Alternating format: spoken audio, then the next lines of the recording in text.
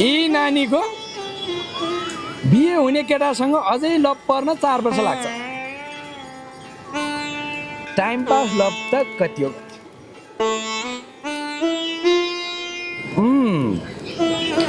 बिहे चाहिँ धनीमानी केटासँगै हुन्छ, यहाँ त्यही देखिया छ है।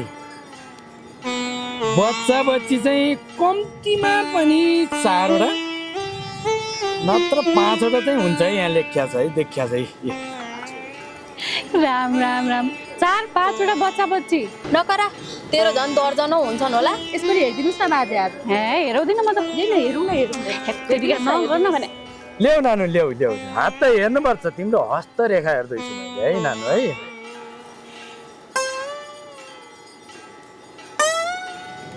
आहा